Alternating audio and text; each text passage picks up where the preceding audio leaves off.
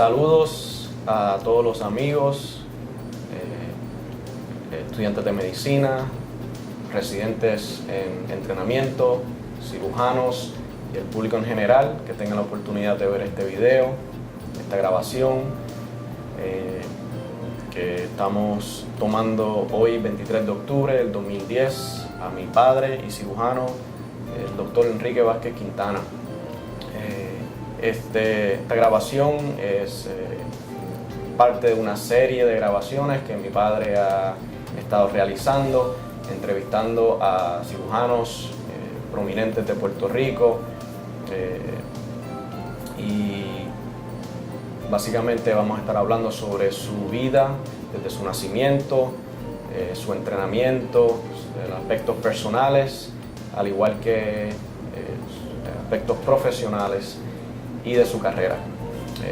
Bienvenido, y me gustaría empezar preguntándote sobre tu vida personal, dónde naciste, tu padre. Comencemos por ahí.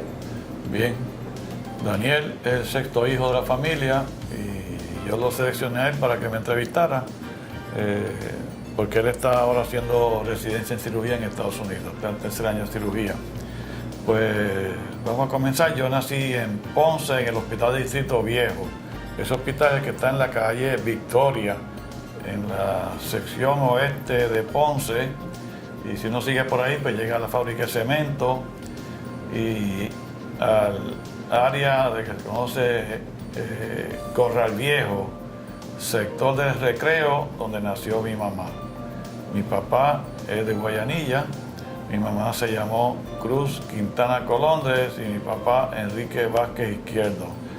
Ninguno de los dos tuvo educación más allá.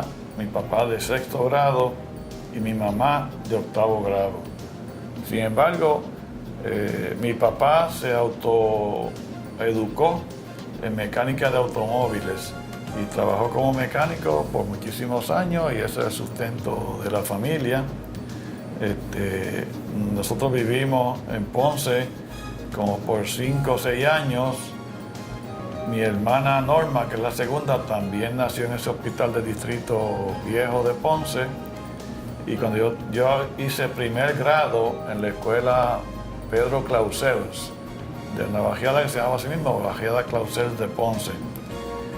Y allí tengo un diploma de primer grado. Para aquella época daban diplomas de primer grado, ahora no dan. Entonces, luego nos mudamos a Guayanilla porque mi papá y su familia tenían un negocio de una panadería en el barrio Macaná de Guayanilla, en un campo de Guayanilla, y él se iba a trabajar allá para ayudar a sus hermanos en la producción y distribución del pan en esa localidad. La educación mía, pues seguí segundo grado en Guayanilla, una escuela bien pequeñita. Después cogí por todas las escuelas básicamente del pueblo de Guayanilla. Hice el sexto grado en Ponce, en la escuela Rafael Pujals, que queda hacia la sección del río Portugués en Ponce, cerca del parque Charles H. Terry, que era el primer parque de béisbol de Ponce. Y allí terminé el sexto grado, luego seguí séptimo hasta escuela superior en Guayanilla. Y me gradué de escuela superior en la escuela Arístides Cales Quirós de Guayanilla en 1955. Durante mi niñez en Guayanilla, yo digo que yo tuve una niñez feliz. Para aquella época no había juguetes como hay ahora para los niños y menos la cuestión de celulares o internet y estas cosas. Yo tenía que hacerme mis propios juguetes y lo que yo veía en el campo era la industria de la caña. Yo hacía yuntas de bueyes con un pedacito de madera y los bueyes eran 2 botellas de malta. Hacía unas grúas para cargar la caña, que era lo que se veía en el campo, los camiones y los agricultores cortando caña y distribuyéndola para la central de Guayanilla, la central Rufina, que era donde se procesaba la caña para azúcar. Así que yo creo que yo tuve una niñez feliz, terminé escuela superior, iba a estudiar yo creía que yo iba a estudiar ingeniería en Mayagüez porque quedaba más cerca de Guayanilla, pero me llevaron mis padres, mi papá y un maestro que se llamó Manolo González, a ver a un señor político en Ponce, senador por el distrito de Ponce, para que me consiguiera una beca. Y se le dijo que yo iba a estudiar medicina entonces, y él no prestó mucha atención, decía que allí iban muchos muchachos a pedir beca, ninguno llegaba. La cuestión es que no se interesó y no conseguí ninguna beca, pero de todos modos me trasladé a San Juan y me quedaba en casa de una tía, Margarita Quintana, casada con Miguel Mercado Roca, que me adoptaron como el cuarto hijo de la familia, ellos tenían 3, y me quedé mientras hice bachillerato viviendo con ellos. En un momento vivimos por Villa Palmeras, yo tenía que coger la guagua para ir de allí a la Universidad de Puerto Rico, y los martes y los jueves tenía que ir a la casa, vestirme como uniforme de la ROTC, bien planchado, la hebilla y la insignia del gorro bien brillante, porque íbamos para los ejercicios de la ROTC, que todavía no ha habido protestas en Puerto Rico ni en Estados Unidos por la ROTC. Y tenía que coger la guagua pública de la AMA y tenía que ir de pie para que no me estrujara el uniforme. Así que esos eran unos tiempos más o menos difíciles, no tenía carro. Entonces me gradué de bachillerato en ciencias del 55 al 58. Allí había un triunvirato de profesores muy prominentes: Raúl Quirós, Miguel Ángel Santana, que era profesor de francés, Quirós era profesor de química, y la señora Raquel Ramos Mimoso de Dexter, que era profesora en biología. Ese era un triunvirato del poder que ellos, antes de la Escuela de Medicina de Puerto Rico, recomendaban a los estudiantes para que se fueran para Estados Unidos. Y uno o dos de ellos me entrevistaron que si quería estudiar medicina, y me hicieron cartas de recomendación y me aceptaron en la Escuela de Medicina de la Universidad de Puerto Rico para comenzar del 58 al 62. Me gradué en el 62 de la Escuela de Medicina, hice internado en el Hospital Universitario del 62 al 63, y del 63 al 68 hice 5 años de cirugía en cirugía general en el programa de residencia de la Universidad de Puerto Rico y hospitales afiliados, que es el hospital de veteranos básicamente. Terminé en el 68. La experiencia en cirugía, para aquella época las guardias eran un día sí, un día no. Uno tenía que hacer una guardia toda la noche hasta el otro día, descansaba ese día en su casa y volvía el otro día de guardia. Eso después, cuando estaba en cuarto o quinto año, se redujo cada tercera o cuarta noche. Cuando estaba de residente de último año, quinto año, pues era más llevadero y nos podíamos ir a la casa y nos llamaban si había problemas, si el del cuarto año confrontaba problemas. Era un sistema, como siempre ha sido y seguirá siendo, piramidal. Piramidal en el sentido no que te despiden al último año, sino que es un sistema de jerarquía desde el primero al último año, y después el attending, que es el que toma la última decisión. Fue una experiencia bien interesante.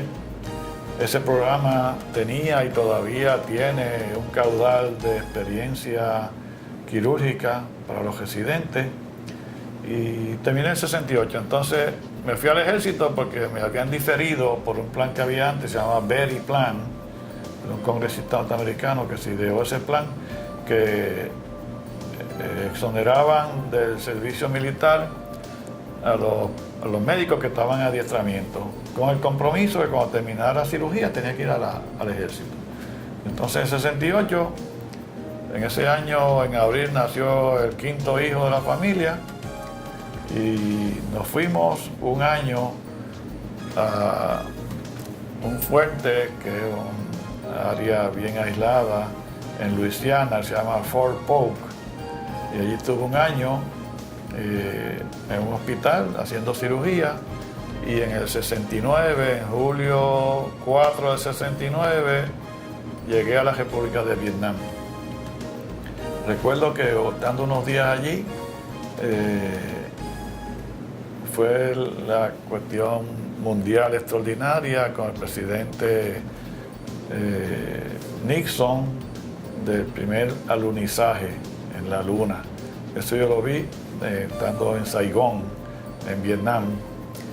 Allí estuve 4 o 5 días y después me trasladaron a la base donde iba a estar, que se llamaba el Hospital 27 Surgical Hospital, que estaba en un pueblito, se llama Chulai, que está al sur de Da Nang, que es la segunda ciudad de Vietnam. Vietnam es como Puerto Rico, lo único que están los polos invertidos.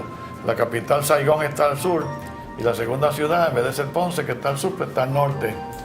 Y volamos en un avión de esos C-130 que no tiene asiento. Tirado el soldado militar con su mochila, el duffel bag famoso y se agarra de unas sogas que hay en las paredes del avión. Paró en un sitio que se llama Pleiku. Lo interesante del caso es que el piloto decía que se tenía que tirar en picada y levantarse bien agudamente para evitar que le dispararan y lo tumbaran. Paró en ese lugar Pleiku, llegó a Da Nang. De Da Nang me transportaron en helicóptero a Chulai, que quedaba como 50 millas al sur. Y el piloto decía que iba a ir por la costa porque si nos tumbaban, pues caíamos al agua y teníamos mejor probabilidad de salvarnos. Nunca nos ocurrió nada. Estuve allí por un tiempo, fui a una actividad educativa a Saigón de nuevo, volver para atrás de Chulai a Da Nang y Da Nang a Saigón, que en retrospecto me arrepiento porque era un riesgo adicional no buscado, ¿no? Y eran actividades educativas. Allí me encontré con Rafael Brito, que era un cirujano, ahora torácico y cardiovascular aquí, que estaba allá. Antes que yo en Vietnam había estado Gerhard Ramírez Schoen, Víctor Gutiérrez y un muchacho, Hernán Morales, que también se graduó de medicina aquí, que se adiestró en el ejército y que había estado en Chulai un año antes que yo. Ese muchacho, que quizá 1 año o 2 más viejo que yo, ya murió. Yo lo estaba buscando para incluirlo en una historia que estoy escribiendo ahora y descubrí que había fallecido. Bueno, allí estuve un tiempo en el ejército. Obviamente la experiencia es horrible. Eso es una matanza brutal. Los americanos allí construyeron el hospital cerca del aeropuerto. Y alguna gente allí decía que eso es un error táctico porque la zona de la playa la controlaban la Marina de Estados Unidos y unas playas bien bonitas. Pero el área opuesta, que era montañoso como Puerto Rico, de allí estaba el Vietcong, el enemigo, y tiraban cohetes al aeropuerto y a veces pues le quedaban, caían cerca del hospital. Y el peligro era que nos dieran con un cohete y hubiera muerto en el hospital. De vez en cuando sonaba la alarma y yo no sabía si era un simulacro o era un ataque de verdad. La cuestión es que había que correr para unos bunkers que son de arena, que tengo unas fotos en casa de esos bunkers, y entonces venían los soldados con rifles largos a protegernos. Yo nunca cogí la pistola que por reglamento supuestamente los oficiales médicos tenían derecho a poseer. Nunca fui a buscar esa pistola. Ahí la única diversión era que de noche daban películas y había a veces espectáculos de artistas que venían, muchos de Australia y de algunos de Estados Unidos. Allí me ocurrió un incidente extraño. Yo fui a una actividad de los oficiales no comisionados que tenían un show y fui allí, me tomé 2 o 3 cervezas y vi un show de artistas australianos y me fui para dormir. Al otro día me llamó el commanding officer para decirme que yo no podía socializar con los demás soldados, que yo tenía que mantenerme nada más que con los oficiales militares. Pero enseguida me dio la excusa. Yo asumo que usted no lo sabía y si no se repite el incidente pues no pasa nada, así que no me puso ninguna penalidad, pero me enteré que el sistema es tan riguroso, jerárquico, que no se permite que un oficial participe en interacciones con los subalternos. Y eso es porque si hay que darle unas órdenes que tienen que ir a matar o a invadir o a hacer estas cosas, pues para que aquellos no se subleven por la cuestión de amistad, ¿no? Así que, y allí lo más impresionante fue recibir muchos heridos simultáneamente, lo que se llama mass casualties, que en civil ocurre de vez en cuando un desastre. Aquí ocurrió en el DuPont Plaza en una ocasión, pero allá era continuo, llegaban 50 o 70 heridos de momento. Y recuerdo que el último llegaron por la mañana como a las 10 o las 11 y tuvimos que participar todos los cirujanos que estaban allí para tratarlos y operarlos en 4 salas de operaciones y resolver los problemas de trauma que tenían esos soldados. Y yo venía del hospital universitario que siempre estaba lleno de pacientes con camillas por todos sitios. Y curioso, en el hospital ese, que era un hospital pequeño, pues no había problemas de cama, porque uno operaba a un paciente y al otro día o al segundo día lo sacaban, lo evacuaban para Japón. Y eso denota el poderío económico militar de Estados Unidos, de que lo sacaban para Japón y teníamos las camas otra vez disponibles para los que llegaran. Así que allí no había problemas de cama ni esas cosas. Y el trauma, pues obviamente yo tengo una diapositiva horrible que ni la he enseñado en ningún lado, de fotos que tomaba algunos niños, que siempre los niños siguen a los militares para pedirle golosinas y cosas, y a veces los niños pisaban minas y resultaban muertos, destruidos físicamente. Recuerdo que yo llevaba una lista, la tengo en casa todavía, de todas las personas que yo operé en el ejército, de todo. Y tenía un muchacho de Ponce, de la Bajada del Clausel precisamente, que lo fui a buscar unos años después y no lo encontré. A ese muchacho le habían pegado un tiro en la región inguinal, le había volado la arteria femoral y se la reparé y quedó bueno. A los 2 o 3 días me lo sacaron del hospital y se llevaron para Japón, pero no lo encontré en Ponce.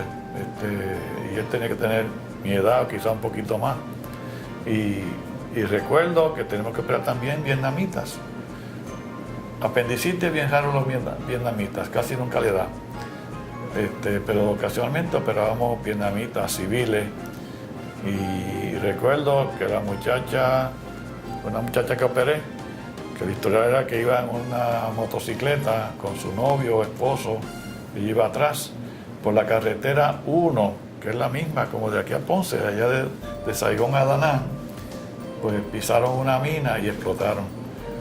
Y ella llegó al hospital malamente herida, con trauma al abdomen, le exploré el abdomen, le saqué el vaso y le suturé alguna parte del intestino y la muchacha se puso bien y se fue de alta.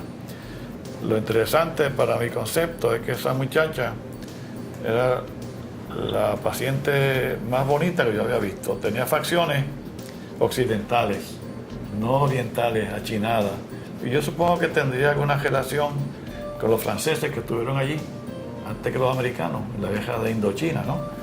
Que fueron expulsados también por los vietnamitas y después Estados Unidos se metió y también fue expulsado. Así que esa muchacha tenía facciones occidentales. Algunos pacientes que se operaban se quedaban para reconstrucción si eso llegaba o no. Yo recuerdo una nena jovencita que recibió un balazo en el periné y al examen físico tenía la vagina y el recto básicamente separados y colgando uno del otro. Esa muchachita lo que le hice fue una colostomía y debridarle las heridas y esa niña se quedaría para reconstrucción cuando llegara, si es que le llegó, yo no sé. Yo tenía un vietnamita, médico general, que me ayudaba en las operaciones. He tratado de conseguirlo también a través de internet, pero no he podido conseguirlo. Igual que la muchacha. Y me comuniqué con embajada de Vietnam y tampoco me han contestado básicamente si estas personas están vivas. Entonces, después que terminé allí, en el 70, hice unos cuantos meses aquí en el Hospital Rodríguez, Brooke Army Hospital en San Juan, y me licencié. en junio 30 del 70. Entonces, en julio 1 del 70 mismo, comencé en cirugía, en el departamento de cirugía de la Escuela de Medicina de la Universidad de Puerto Rico. Esa posición me la ofreció el doctor Víctor Gutiérrez, que nos habíamos adiestrado básicamente él un año más adelantado que yo, y él fue seleccionado jefe de cirugía en el 69, cuando el doctor Rafucci, Fran Rafucci, que había estado de jefe mientras yo me adiestraba, se enfermó. Cuando yo me fui para el ejército en el 68, él estaba ya enfermo y se retiró. Y eventualmente se murió en el 71. Y el doctor Víctor Gutiérrez empezó de jefe en cirugía en el 69. Yo llegué en el 70 y entonces fui a participar en la Escuela de Medicina. Allí estuve como segundo en comando, ayudando al doctor Gutiérrez, hasta que él lo sacan de director del departamento. Entonces entra Francisco Enrique Oliveras, que es otro cirujano muy bueno y muy capaz y muy caballeroso y una persona excelente. Entra como interino por un tiempo y después reclutan al doctor Gumersindo Blanco, que viene y empieza del 74 al 80. Y entonces en el 80, doctor Blanco se retira y se marcha a Estados Unidos. Y tú recuerdas que lo visitamos en el 89 en San Antonio, Texas, que él te entregó un dibujo del Álamo que tenemos todavía en casa. Y que fue un jefe extraordinario, un señor con una capacidad técnica, quirúrgica y del otro aspecto de las humanidades, de escultura, de literatura, de filosofía y unos conocimientos extraordinarios. Yo lo catalogo como el filósofo entre los cirujanos que ha tenido Puerto Rico en el último siglo. Ya falleció también. Entonces, después, en ese momento, en el 1980, doctor Blanco estaba de jefe y hubo unos problemas en el departamento, en cirugía pediátrica, y entonces yo decidí marcharme de la escuela en el 80. Y en el 80 le digo al decano y al rector que me voy a ir unos años fuera en lo que se resuelven los problemas del departamento de cirugía. Entonces en el estacionamiento de la Escuela de Medicina me encontré con un odontólogo que me dijo, ¿por qué tú no te vas para la Escuela de Medicina San Juan Bautista? Y me fui para la Escuela de Medicina San Juan Bautista y estuve allí del 80 al 83. Esa es una escuela que había empezado en los años 70 y pico, sin pedirle autorización a la Liaison Committee on Medical Education. Y yo digo que eso es como el pecado original, porque esa gente no permite que uno empiece una escuela sin notificarle a ellos que hace falta una escuela de medicina en tal lugar de Estados Unidos o de Puerto Rico. Y luché por acreditarle estas cosas, pero no se pudo. Recientemente la acreditaron y sin menospreciar la capacidad de los que lograron la acreditación, en parte tuvo que ver porque ahora en Estados Unidos está ocurriendo un fenómeno que faltan médicos en Estados Unidos y están hablando de hacer más escuelas de medicina, 15 escuelas de medicina más, y ya están abriendo algunas, en Florida hay algunas ya nuevas que están en segundo año, y entonces acreditaron a Bautista que estaba aquí y junto a la de Ponce y la de Calley, pues nosotros graduamos aquí como 250 o 275 médicos al año y no tenemos problemas con la cantidad de médicos en Puerto Rico. Pero entonces estuve allí 3 años, allí tuve problemas con la Junta de Gobierno, que la presidió un abogado y el administrador era un abogado. Cuando yo llegué ya estaba allí, y entonces tuve problemas con respecto a cómo manejar la finanza de la escuela y me despidieron en el 83. Hubo una protesta de padres y estudiantes, pero no condujo a nada. Entonces regresé al recinto y entonces el doctor Blanco se estaba retirando y me hicieron jefe de cirugía, y estuve de jefe de cirugía del 83 al 89. El promedio de jefe de cirugía en Estados Unidos y Puerto Rico era así 6 o 7 años, excepto el último, doctor Lojo, que lleva 16 años. Pero en Estados Unidos también ha sido 7 años. Rafucci tuvo como 7, Víctor Gutiérrez igual, yo tuve 6, Gumercindo tuvo 6. Y entonces surgió otra cosa, yo fui segundo en comando también de Gumercindo Blanco, ayudándole como director del programa de cirugía, ¿no? Y el programa pues estuvo acreditado todo el tiempo y sigue acreditado muy bien.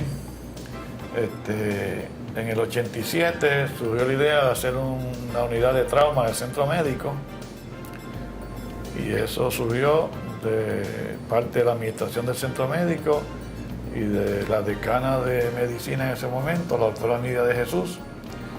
Y entonces yo entendía, por información que me habían dado la agencia acreditadora de cirugía, de que si yo perdía la unidad de trauma y se iba hacia el centro médico y yo no tenía autoridad ni injerencia cómo se pagaba la facultad y cómo se enseñaba a los residentes, que el programa se podía poner en peligro. Y así se lo expresé a la decana de la administración, y yo entiendo que defendí muy vehementemente los intereses del departamento de cirugía y de la residencia, y hasta el punto que me removieron de jefe en abril del 89. Pero que remuevan a uno de un puesto no es gran importancia. Yo prevalecí y salí más fortalecido de esos 2 despidos que ya llevaba arriba. Y entonces me quedé de facultativo en cirugía del 89. En el 93, bueno, la residencia sigue acreditada y trauma ahora está separado de cirugía. Ahora se habla de un hospital de trauma en el Centro Médico de Puerto Rico, donde el director de cirugía no le paga los sueldos al jefe ni a los que le ayudan a él, excepto algunos cirujanos que hacen unos días de guardia y son de la facultad de la Escuela de Medicina. Pero el programa sigue acreditado. Entonces yo interpreto que los americanos que me dijeron que se podía poner en peligro ya cambiaron y son otros más jovencitos, o cuando vienen no se dan cuenta de esa relación media normal, o los engañamos. Los puertorriqueños a cargo del programa no le dicen la realidad a los evaluadores y sigue acreditada. Pero uno puede tener una rotación externa y estar acreditado. Y el problema bueno es que Pablito Ortiz es un académico y le gusta enseñar. Y está cooperando bien fuerte con el director de cirugía ahora. Si llegara un jefe que no le interese la academia, pues entonces se puede perjudicar esa relación, entonces sí que se perjudicaría la residencia. Pero hasta ahí estamos. Entonces, en el 93, el recién electo gobernador Pedro Rosselló, que había estado en la Facultad de Cirugía desde el 77, pues me ofreció ser secretario de Salud. Y tú eras bien jovencito, pero no sé si recuerda que yo hice una reunión con todos los hijos, los yernos y las nueras, para decirle que me han ofrecido ese puesto y que pensaran y me recomendaran si lo cogía o no. Y nos reunimos aquí en el condominio que tengo ahí en el condado, y todos ustedes me recomendaron que lo cogiera. Y lo cogí, y duré nada más que 9 meses. Y de nuevo ahí hubo una disputa con respecto a cómo se establecía la reforma de salud y el famoso contrato con Harvard Institute, que Harvard después negó que esa entidad existiera, y me despidieron de secretario de Salud. De nuevo, ahí la opinión pública en gran parte estuvo a mi favor, y pues, después de eso escribí un libro famoso, Mi amigo gobernador, que fue un éxito, y es el primer libro que se escribe en Puerto Rico sobre un gobernante mientras está en su puesto, durante su incumbencia. Porque aquí hubo un libro en el 69 criticando a Luis Muñoz Marín, pero ya no estaba en la gobernación y se criticaba el ELA, el Estado Libre Asociado. Y ese libro pues se vendió muy bien. Yo creo que el tiempo me dio la razón, porque el doctor Rosselló me despidió a mí y despidió después a José Arsenio Torres, que estaba en educación, que posiblemente eran los dos funcionarios honestos que tuvo en su gabinete, y nos despidió posiblemente injustamente a los dos. Y la historia sabe que hubo, qué sé yo, como 40 otros funcionarios que fueron acusados y que estuvieron o están en la cárcel todavía. Así que eso es otra experiencia que ante la opinión pública yo creo que yo salí favorecido, y yo digo que hay vida y hay otras cosas que hacer luego de ser secretario de salud. Esto no es la última cosa en el mundo para un ser humano, un funcionario público. Así que eso terminé en septiembre del 93, regresé a la Escuela de Medicina y me quedé allí como facultativo hasta 1998. Durante esos últimos años yo me dediqué a hacer cirugía endocrina, aunque desde el principio hacía cirugía endocrina, pero mayormente ayudaba a los residentes en cirugía de tiroides, paratiroides, adrenales y estas cosas. Y me retiré en el 98 de la Escuela de Medicina, Departamento de Cirugía. Interesantemente, nunca me han invitado a participar en ningún tipo de actividad académica o didáctica o de darle conferencia a los residentes o estudiantes de medicina. Eso dicen que las instituciones en algunos momentos son frías o no le interesan. Pero esa es la realidad. Yo no me siento mal por eso. Yo estoy feliz y contento de lo que estoy haciendo. Y desde el 98 pues me he quedado en un solo hospital, en el Hospital Pavía de Santurce, haciendo cirugía general, y aprendí a hacer cirugía por laparoscopía, vesícula y estas cosas. Hernias no aprendí. La laparoscopía de avanzada pues tampoco lo he aprendido, para hacer colon, hand assisted con la mano. Y no creo que lo voy a aprender ahora.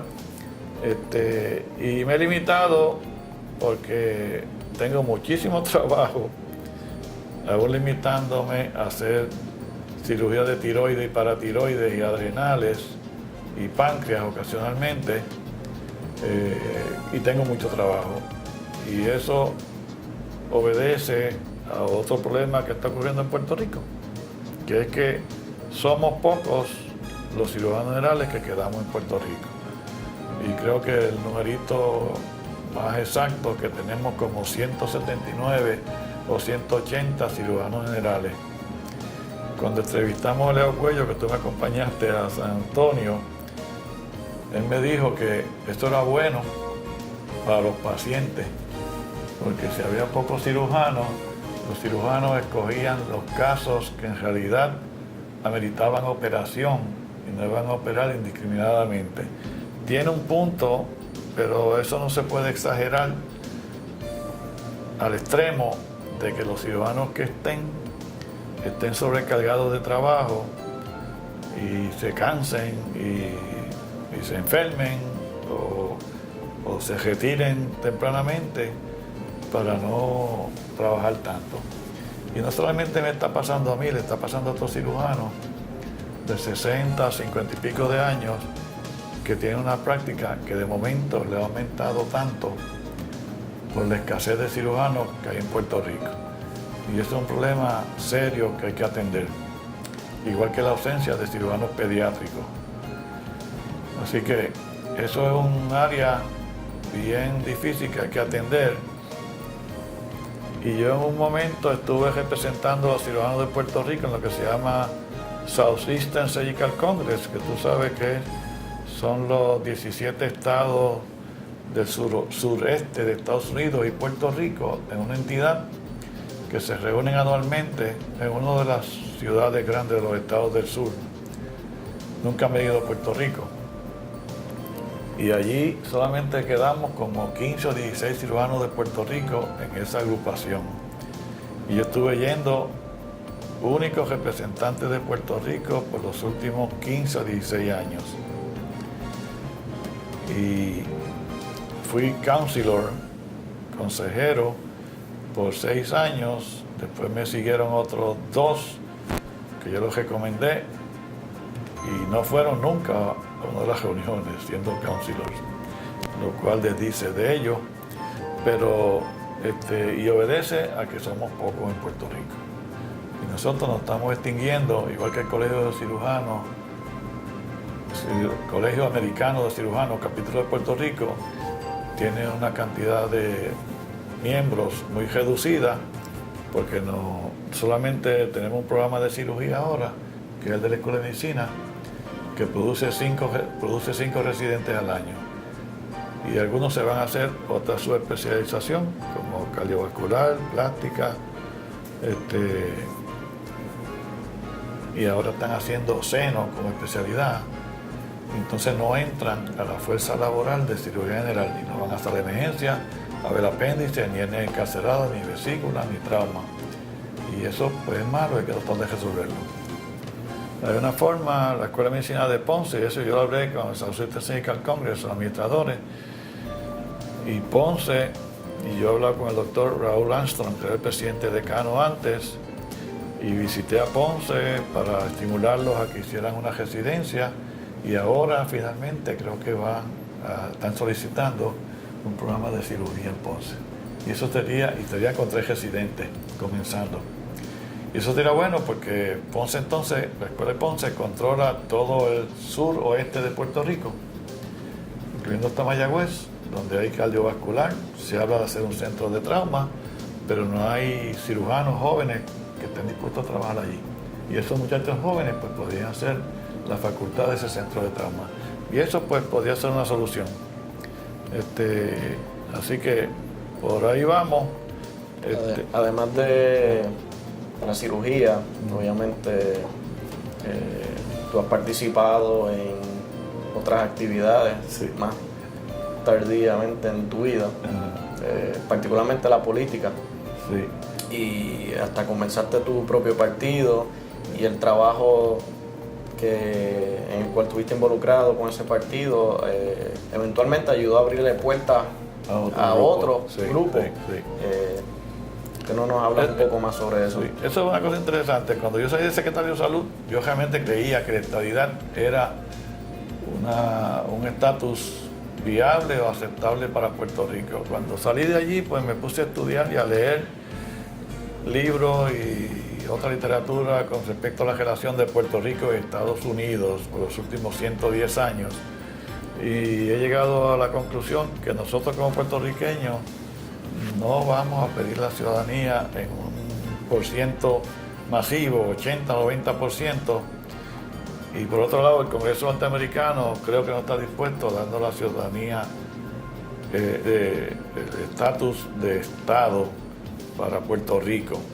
Y no solamente por el español como lenguaje básico de nosotros, sino que el poder político que tendría Puerto Rico, que tendría 6 o 7 representantes a la Cámara y 2 senadores, eso es más representantes que lo que tienen 23 o 24 estados de Estados Unidos.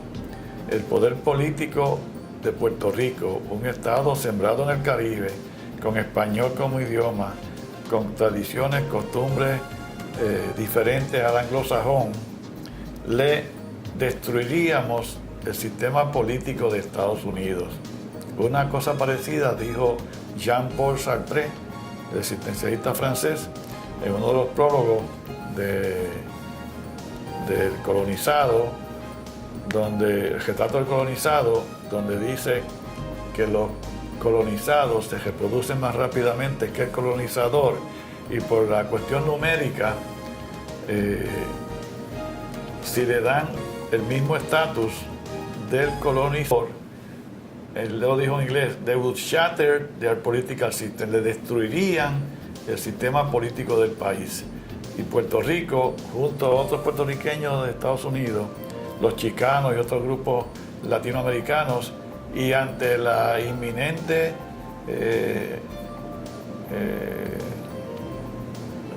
cosa que va a ocurrir próximamente, que los hispanos van a ser más numerosos que los negros en Estados Unidos, pues el poder de los hispanos sería brutalmente grande. Así que yo no creo que el Congreso nos va a dar la estadidad nunca. Entonces yo inicié en el 97 un movimiento, se llamó PALA, Partido Libre Asociación, que era porque yo veía que los populares no se definían hacia la estadidad o la independencia y no había nadie sobre que promoviera un estatus de centro. Que Estado Libre Asociado era un estatus de centro que Muñoz se ideó, pero que realmente no resolvió la cuestión que seguimos siendo una colonia de Estados Unidos y estamos bajo la cláusula territorial de Estados Unidos. Somos un territorio no incorporado y por eso el Congreso hace lo que le da la gana con Puerto Rico. Fíjate que en cuestiones de salud, nosotros los puertorriqueños pagamos igual Seguro Social y Medicare que los norteamericanos y le pagan menos a los ancianos de Puerto Rico, menos a los médicos y menos a los hospitales. 3 hospitales privados llevaron a Medicare a la Corte Federal en San Juan y perdieron. Y el juez Lafite dijo que Puerto Rico está bajo la cláusula territorial de la Constitución norteamericana y el Congreso hace lo que le viene en gana con Puerto Rico, en esas palabras. O sea que seguimos siendo una colonia y no se resolvió eso. Entonces yo quise hacer ese movimiento de centro para que se escogiera el estatus de nación libre asociada a Estados Unidos. Y de uno de los libros que escribí, Diálogo en el Limbo, entre Muñoz Marín y Pedro Albizu Campos, la gente que lo leyó, no sé si se percató de que lo que yo trato de decir en ese libro es que Albizu fue un individuo bien radical y Muñoz más conservador. Y yo los llevo a que se unan en un centro, Albizu diciendo que él sería menos radical si pudiera empezar otra vez, y Muñoz a ser más radical a un centro, y que surjan otros líderes en Puerto Rico que nos desarrollen como una nación libre asociada a Estados Unidos. Y yo he seguido con esa idea y le escribí a algunos congresistas de Rhode Island, donde tú estudiaste medicina, porque Rhode Island fue el primer estado que se separó de la corona inglesa y fueron los últimos en unirse a los 12 otros estados para crear Estados Unidos de Norteamérica. Yo escribí a la congresista, mire, ustedes tienen que iniciar un movimiento para descolonizar a Puerto Rico, porque la Cámara de Representantes ya ha hecho 3 plebiscitos, los aprueba y el Senado se le siente encima y no hace nada. O sea que el Senado es un inamovible, igual que inamovible es el pueblo de Puerto Rico, que nosotros no decidimos qué es lo que queremos ser. Y en el 98, cuando empecé una cláusula de ninguna de las anteriores, eso yo estoy seguro que le rompió el cerebro a los norteamericanos, porque dice, ¿qué es lo que quieren los puertorriqueños? Ninguna de las cosas que se plantea la quieren, pues ¿qué es lo que quieren? Pues tampoco ellos se van a apresurar a hacer nada por Puerto Rico. Y eso es un problema. Y entonces, en ese movimiento, después de PALA, Partido Libre Asociación, se cambió Partido Acción Civil, donde participaba un grupo de ciudadanos. Se quitó la ideología, que eso fue un error en retrospecto, porque ningún partido sin ideología aquí no va para ningún lado. Pero pusimos un caso en la Corte Federal para que se removiera el requisito de que un notario hiciera un affidavit para endosar la inscripción de un nuevo partido. Y eso lo logramos en la Corte Federal, porque la Corte de Puerto Rico nos falló en contra. Y los federales dijeron que ese requisito era injusto y no era necesario. Entonces ahí se inscribió un partido que fue el de Rogelio Figueroa, puertorriqueños por Puerto Rico, que participó en las elecciones pasadas, pero que no sacó muchísimos votos. Y todavía se puede inscribir un nuevo partido. Era un movimiento de Partido Unión Soberanista y un grupo se llama ALAS, Alianza por Libre Asociación, que yo he participado con ese último grupo y de hecho, entre las últimas cosas que he hecho, que realmente fue el 15 de octubre, hace una semana atrás, fuimos a Washington a hablar con el Comité de Enlace de Casablanca para Asuntos de Puerto Rico. Fuimos 4 personas a hablar con uno de los directores, enfatizándole de que si van a hacer otro plebiscito tiene que tener el aval o el endoso del Congreso norteamericano. Porque si el Congreso no está dispuesto a avalar lo que el pueblo de Puerto Rico decida, pues no vale la pena hacer otro plebiscito porque gastamos dinero y esfuerzo y es un ejercicio en futilidad, no va para ningún lado con lo del estatus. Y que el estatus más importante que la cuestión económica. La económica es importante, pero el estatus hay que resolverlo primero. Y yo insisto que la libre asociación el grupo de libre asociación más grande ahora mismo es la Unión Europea. La Unión Europea comenzó, la guerra segunda mundial se acabó en mayo del 50, no, del 45.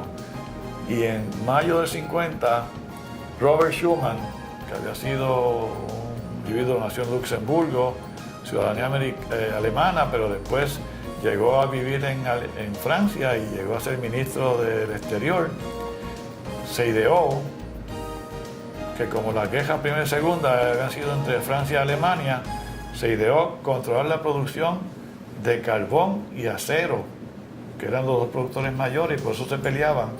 Y empezó con un movimiento de 5 países, Italia, Bruselas, Francia, Alemania y Luxemburgo, creo, y se ideó regular eso como una unión, la producción de carbón, para que no se pelearan más nunca. Fíjate que han tenido éxito. Siguieron haciendo reuniones y ampliando, y ahora tienen 27 países en la Unión Europea donde ellos delegan ciertas funciones a un gobierno central que está en Estrasburgo y Bruselas, y que tienen algunos poderes, pero por ejemplo en medicina allá redujeron las horas de trabajo de los residentes a 80 y las quieren reducir ahora a 40 y pico, porque 80 todavía es el doble de cualquier ciudadano que trabaja 40 horas a la semana. Y eso no lo hace el Parlamento español, ni el alemán, ni el europeo, lo hace el Parlamento de la Unión Europea y le dice a los países, ustedes van a trabajar los residentes a las 46 horas y se acabó. O sea que los parlamentos individuales tienen menos funciones que hacer. Y tienen defensa común, ciudadanía común, moneda común y tránsito libre entre todos los países sin pasar por aduana o pasaporte. Y eso nosotros tenemos que mirar a Europa y hacer una relación con Estados Unidos de libre asociación, donde tengamos las 4 cosas, que son básicamente lo que tienen los populares: comercio con Estados Unidos, ciudadanía americana, que seguiría la moneda común y la defensa común, y tránsito para allá y para acá de americanos y puertorriqueños, porque en este enredo que hemos creado en los últimos 100 años, 110 años, tenemos 4 millones de puertorriqueños allá y como 4 o 3.9 millones acá. O sea que tenemos un enredo tan y tan grande, y yo he expresado que este enredo lo crearon los americanos al cogernos como botín de guerra en 1898 y hacernos ciudadanos americanos en el 1917, sin ningún compromiso de esperanza que vamos a ser un Estado. Yo estoy seguro que el Congreso no sabe cómo resolver el problema de Puerto Rico. Además, necesitan ayuda de nosotros que los ayudemos a salir de este enredo que crearon con Puerto Rico. Y recientemente me enteré que le dieron una ciudadanía americana también a los de Guam, y van a tener el mismo lío con nosotros. Y Guam está organizando unos grupos para un nuevo estatus de libre asociación con Estados Unidos, parecido a Puerto Rico. Así que hay dos grupos corriendo simultáneamente ahora. Así que eso es un área importante, y yo no sé qué va a decidir el Comité Interagencial de Casablanca ahora, con qué recomendar. Pero otra idea que yo le he expresado y que le expresé a este grupo es que se haga una agrupación de representantes norteamericanos de Puerto Rico y uno de la ONU, de Naciones Unidas, para que se reúnan y recomienden finalmente cómo se descoloniza Puerto Rico. Y en ese caso, el ELA habría que sacarlo de la papeleta, y eso a los populares les va a molestar. El presidente Obama está diciendo ahora que él va a incluir al ELA, pero si pone el ELA, gana el ELA y nos quedamos iguales. O sea que si él va a hablar de descolonizar, tiene que quitar el ELA, que representa el estatus colonial. Así que yo no sé qué va a decir el comité ahora, pero nosotros le enfatizamos que cualquier cosa tiene que ser con ciudadanía americana, y hay precedentes donde hay un caso en la Corte Suprema de Estados Unidos, se llama Afroyim, que es un ciudadano israelita que tienen derecho a tener ciudadanía americana. Y hay ahora unos cuantos puertorriqueños que su abuelo fue español y tienen derecho a ser ciudadanos españoles y americanos simultáneamente. O sea que la ciudadanía dual en Estados Unidos no está prohibida, está permitida por el Supremo. Así que lo que se necesita es voluntad y deseo de resolver el estatus político en Puerto Rico. Y eso pues Yo no creo que yo voy a participar activamente como candidato a nada, porque ya estoy... En Puerto Rico también hay un culto a la juventud que yo ya no tengo, pero podía expresar mis ideas de cómo tratar de resolver este problema, que ya llevamos 500 y pico de años de colonia, primero de España y después de Estados Unidos. Eso, María. Bueno, pues además de la cirugía y la política, ¿tienes otros proyectos ahora que estás trabajando en ellos? Bueno, ¿Puedes fíjate, contar un poco sobre eso? tengo un proyecto bien bonito, que es precisamente esto que estamos participando, de entrevistar a los cirujanos del país, y he entrevistado a 67 cirujanos, y ya comencé a escribir sobre la historia de la cirugía en Puerto Rico. Y es un proyecto grande y ambicioso porque me ha dado trabajo conseguir información de algunos cirujanos que ya han fallecido, y estoy consiguiendo los familiares, y algunos me han dado muchísima información, pero la estoy recopilando todavía para terminar esa historia. Y el que más ha aprendido de esto ha sido yo. Ya yo escribí sobre la historia de la cirugía, comenzando con la llegada de Cristóbal Colón a América, el tiempo de los indios, el tiempo de España, la llegada de los norteamericanos, la creación de la Escuela de Medicina Tropical, la Escuela de Medicina en San Juan en el 50, los programas de residencia en Puerto Rico y tu relación con el primero que se hizo en Estados Unidos, que fue en Johns Hopkins University, que fue William Halsted, cirujano, que fue a Europa a ver los cirujanos de allá operar, y copió parte del sistema alemán de residencia, lo estableció en Estados Unidos, después subió en Puerto Rico. Pero el más que he aprendido ha sido yo de buscar documentos viejos sobre Puerto Rico y de las entrevistas con los cirujanos. De los cirujanos que he entrevistado, como te dije, el filósofo es el doctor Gumecindo Blanco, el técnico por excelencia es don David Rodríguez Pérez, que tú conociste también y que lo visitamos en diciembre pasado, que ya tiene 25 años. Pero todos los que he entrevistado me hablan de don David Rodríguez Pérez como el técnico de excelencia que tuvo Puerto Rico entre sus cirujanos del siglo pasado. Y yo espero terminar esta historia. Primero, cuando termine de grabar los cirujanos que me quedan, algunos más jóvenes, porque yo empecé de edad 70 hacia adelante. Cuando termine de grabar los otros que me quedan más jovencitos, pues vamos a hacer una actividad en el Recinto de Ciencias Médicas para llevar todas estas videograbaciones a la sección de historia de la medicina de la biblioteca del Recinto de Ciencias Médicas. Y es una actividad simpática y muy bonita que espero hacerla a fines de noviembre o temprano en diciembre de este año, que es escribir esa historia de la cirugía en Puerto Rico. Otra cosa que yo tengo en la cabeza que quisiera realizar, hace tiempo yo tengo la idea de hacer en película la única novela que escribió René Márquez. Él era dramaturgo y escribió una novela que se llama La Víspera del Hambre. Y esa novela trata del desarrollo del hombre desde niño, adolescente, adulto, con connotaciones políticas con respecto al desarrollo político de Puerto Rico. Y es bien interesante, y algunas escenas de esa novela, según están descritas en el cine, serían impactantes. Para que una obra cinematográfica sea catalogada como exitosa, se dice que tiene que tener 4 o 5 escenas que cuando tú las veas te impacten la mente de tal forma que se te queden por muchos años como recuerdo, ¿no? Y esa obra, pues sí, tiene esas escenas impactantes. Yo tenía derechos de autor de esa obra en el 98, yo empecé con esa idea hace tiempo. No conseguí el dinero, los fondos, costaba como 1.2 millones, ahora debe costar más. Pero todavía no me resigno a que esa obra no se haga en cine, porque, como te digo, sería bien importante e impactante, y sería una obra, mucha gente no lo ha leído.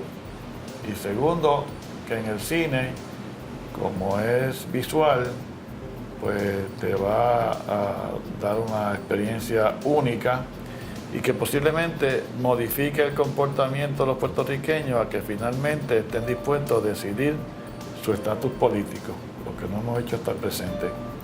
Y sería como darle un jamaquión a los puertorriqueños para que finalmente decidamos qué queremos ser, si parte de Estados Unidos o independiente o asociados por el medio a Estados Unidos.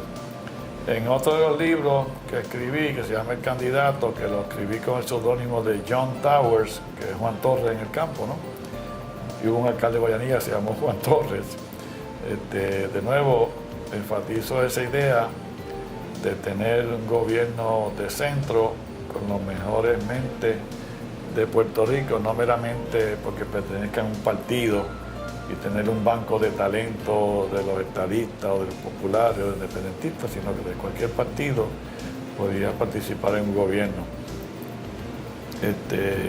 Y la otra cosa que yo quisiera hacer en película es la historia de ¿Quién eres tú?, que fue el último libro, que es sobre la historia de Alzheimer que padeció tu mamá, mi esposa, que estuvo padeciendo por 11 años, y que es una historia diferente de qué ocurre en una familia que está impactada por la enfermedad de Alzheimer en una de las dos personas, el padre o la madre. Y tiene unos componentes diferentes porque yo hablo del suicidio, hablo de la moralidad del cónyuge que está supuestamente mentalmente saludable,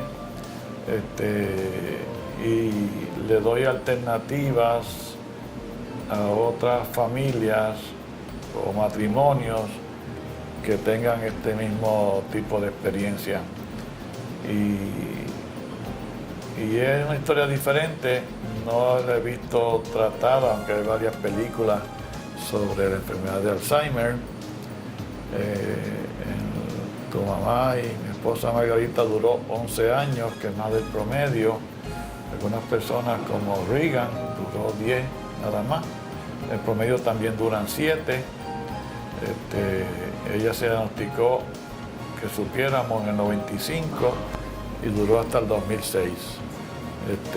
Y eso pues en película también sería bien demostrativa de cómo se afecta a la familia con este tipo de enfermedad, que no se sabe la causa, que no hay un tratamiento bien efectivo, aunque se está experimentando, investigando varios centros universitarios estadounidenses, pero no hay una solución de verdad real al problema. Y eso pues quisiera hacer. Hay otro libro que yo quería escribir, pero no sé si lo logre, también sería muy bueno, que en español se llama La distribución desigual del amor. En inglés sería The Unequal Distribution of Love, que yo comparo el amor a la economía, que está totalmente mal distribuida, donde algunas personas tienen mucho amor y mucha felicidad y mucha tranquilidad, y otros nunca la tuvieron y nunca han sido felices. Y lo trataría de varios aspectos, desde el punto de vista de un matrimonio feliz, un matrimonio que se divorcia, una mujer soltera, cómo se busca su felicidad y sexo, como sea. Y entonces otro aspecto importante y bien difícil es el maltrato a las mujeres, a los niños envejecientes que ocurre en nuestra sociedad y en otras sociedades también, porque no tienen amor y no los quieren. Y los nenes que nacen en un residencial público, pues si el papá está en la cárcel por droga o lo mataron y la mamá es la jefa de la casa, o si también está participando en cosas delictivas, pues ese nene obviamente nace con unos problemas terribles encima. Que salga un ciudadano bueno es extraordinario y muchos salen buenos, pero otros no logran sobreponerse a esas desventajas. Y yo digo que una persona pobre y sin educación es una mezcla catastrófica. Porque si tú no tienes educación, aunque tengas inteligencia, no tienes la oportunidad y sigues siendo pobre, pues obviamente vas a estar en un ciclo de más bajo, el escalafón más bajo de una sociedad. Y eso no es bueno para nadie. Y ese es el problema que tenemos en Puerto Rico. Bueno, y hay que decir que yo, como hijo, y toda tu familia estamos muy orgullosos de ti. Has vivido una vida bien abarcadora, llena de múltiples experiencias. Y cabe la pregunta si te sientes satisfecho con lo que has realizado en tu vida. Y por último, si tienes algún mensaje para las personas que van a estar viendo este video, algunas palabras de sabiduría, algún mensaje. Bueno, yo me siento satisfecho y realizado con lo que he hecho en mi vida hasta ahora. Mi felicidad mayor es que tengo 6 hijos, muy buenos, todos son muy buenos, no me quejo de ninguno. Y me olvidé de decir, primero el mayor, Enrique Junior, él se estudió Administración Comercial en Mayagüez, siempre ha estado trabajando en el sistema de comunicaciones, la Telefónica de Puerto Rico, después en compañías privadas, y ahora sigue trabajando por su cuenta y en comunicaciones también. La segunda, Dalma, estudió Administración de Hospitales, trabaja en Recinto de Ciencias Médicas, la Escuela de Salud Pública, como profesora de Administración de Hospitales y administradores. Y la tercera, Ivonne, pues también estudió computadora, trabajaba en un banco, ahora tiene un negocio propio. El cuarto es Juan Carlos, que ese siempre ha sido independiente y desde jovencito empezó la universidad y después se fue para la Guardia Costanera, y ya lleva 20 y pico de años en la Guardia Costanera, se va a retirar joven con una pensión de la Guardia Costanera y podrá trabajar a tiempo parcial o completo donde quiera, porque está muy joven. El quinto es Rafael Enrique, que estudió mecánica de automóvil y estudió en Estados Unidos.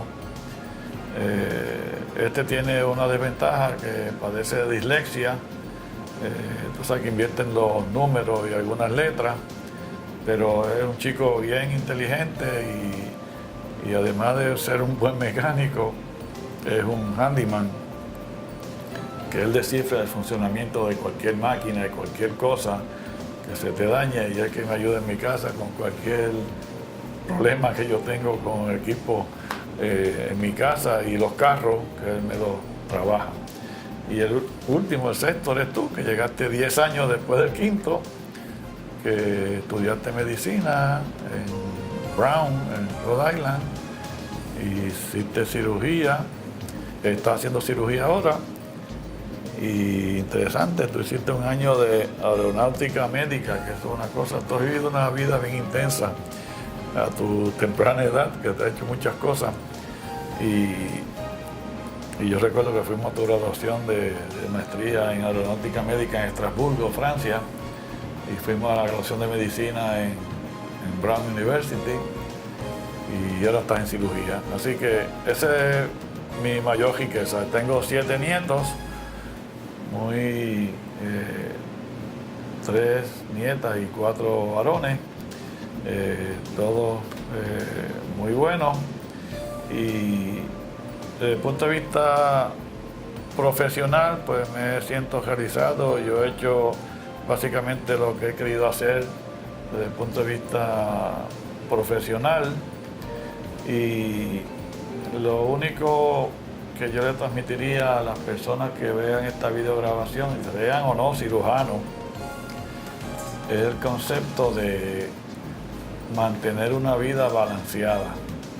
Hace tiempo yo había leído y se me ha quedado en la cabeza, de hecho yo preparé una conferencia para los estudiantes y residentes de cómo llevar una vida balanceada, y hay muchísimos escritos sobre esto, de que hay 4 cosas en la vida que uno tiene que llevar simultáneamente, y es la salud física, y mental, la familia, el trabajo y la espiritualidad. Y seas creyente o no en Dios, pues tienes que tener algún grado de espiritualidad. Y el trabajo obviamente es importante, pero tampoco puede ser trabajo desatendiendo la familia o tu salud física y mental. De hecho, hay un pensamiento bien bonito que dice que ningún triunfo externo o exterior justifica un fracaso en el hogar. O sea, si uno tiene un hijo con problemas o una esposa con problemas o divorcio, no importa que tú seas un fenómeno en la profesión tuya, si tienes un problema, pues eso ciertamente les dice de cómo has conducido las cosas en la vida. Y ante los problemas ahora que existen en el mundo y en Puerto Rico, de crimen, drogas y los crímenes horripilantes que están ocurriendo, y las guerras y la cuestión económica, el desempleo y todas estas cosas, el reto a todos los ciudadanos es cómo mantenerse mentalmente saludable. Y eso es básicamente lo más importante en cualquier ciudadano, cómo mantener ese balance que da trabajo. Uno cree que es fácil, pero uno desatiende o no hace ejercicio, o no atiende la espiritualidad, o desatiende la familia, o desatiende el trabajo. Todas estas cosas que hay que llevarlas las 4 simultáneamente, a veces cuesta trabajo. Y eso, lo importante es la distribución del tiempo. Cómo distribuye el tiempo que uno tiene mientras está despierto, porque básicamente uno trabaja 8 horas, duerme 8 horas, y 8 horas está en su casa con la familia o haciendo otro tipo de actividad. Pero cómo se distribuye el tiempo es una de las cosas más importantes, y el tiempo es finito. Uno está aquí por ciertos años y después desaparece, y si no lo utilizo bien, esto no lo va a poder recobrar. Yo me he mantenido leyendo y escribiendo, porque es interesante que para escribir hay que leer primero que nada. Y cuando uno escribe, yo estoy convencido que lo que uno aporta nuevo es bien pequeño, aunque es un trabajo de investigación. Uno está amparándose en los trabajos anteriores que se han hecho y aporta un poquito. Y por eso escribo en el periódico todavía, una vez al mes, que no es muy engorroso, es cómodo.